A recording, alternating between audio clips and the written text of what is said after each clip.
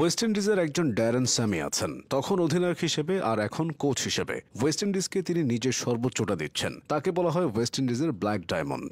বল ব্যাটের খেলায় স্যামি দেখিয়েছেন নেতৃত্ব কাকে বলে। বিশ্ব ক্রিকেটে ড্যারেন স্যামি একমাত্র অধিনায়ক যিনি জাতীয় দলকে দুইবার টি-20 বিশ্বকাপ জেতাতে নেতৃত্ব দিয়েছেন। 2012 সালে প্রথমবার এবং 2016 সালে দ্বিতীয়বার ওয়েস্ট ইন্ডিজ টি-20 বিশ্বকাপ জেতে।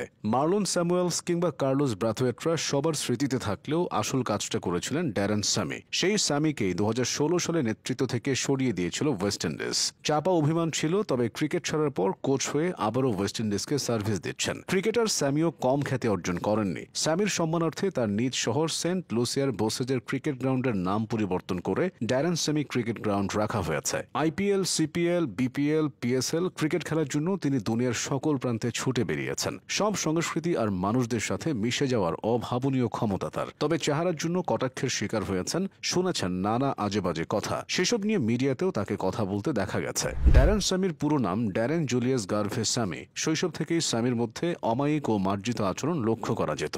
স্বপ্ন ছিল ক্রিকেট খেলবেন, একদিন জাতীয় দলের জার্সি গায়ে জড়াবেন। সময়টা 2001। স্যামির বয়স তখন 18 ছুঁই। এই বয়সে অনেকেরই আন্তর্জাতিক ক্রিকেটে অভিষেক হয়, তবে স্যামির বেলায় তেমনটা হয়নি। জ্যামাইকার বিপক্ষে নর্দার্ন উইন্ডওয়ার্ডের হয়ে লিস্ট এ ক্যারিয়ার দিয়ে সবেমাত্র ক্রিকেটে তার পদচারণা শুরু। সে টুর্নামেন্টে দলের পক্ষে দ্বিতীয় সর্বোচ্চ রান করেন স্যামি। পরের বছর অনূর্ধ্ব-19 বিশ্বকাপ দলে জায়গা পান। নিউজিল্যান্ডে অনুষ্ঠিত সেই টুর্নামেন্টের সেমিফাইনালে অস্ট্রেলিয়া অনূর্ধ্ব-19 দলের কাছে হেরে যায় স্যামিদের দল। সে সময় অনূর্ধ্ব-19 দলে ডোয়ান ব্রাভো, লেন্ডেল সিমন্স এবং রবি রামপলের মতো খেলোয়াড়রাও ছিল। নিউজিল্যান্ড থেকে ফিরে পরের বছর অর্থাৎ 2003 সালে প্রথম শ্রেণীর ক্রিকেটে স্যামির অভিষেক হয়। প্রথম শ্রেণীর ক্রিকেটে তার শুরুর মৌসুমটা কেটেছিল দুর্দান্ত। পুরো টুর্নামেন্ট শেষে স্যামির ঝুলিতে 22 উইকেট এবং 261 রান। অলরাউন্ডার নৈপুণ্যের কারণে 2004 সালে ইংল্যান্ডে অনুষ্ঠিত নিউজিল্যান্ড ওয়েস্ট ইন্ডিজের ত্রিদেশীয় সিরিজে 15 সদস্যের ওয়েস্ট ইন্ডিজ দলে ডাক পান স্যামি। এর আগে ইংল্যান্ডের মিডলসেক্স প্রিমিয়ার লিগে বার্নেস ক্রিকেট ক্লাবের হয়ে খেলেন তিনি। মূলত ইংল্যান্ডের পরিবেশে খেলার অভিজ্ঞতাই ছিল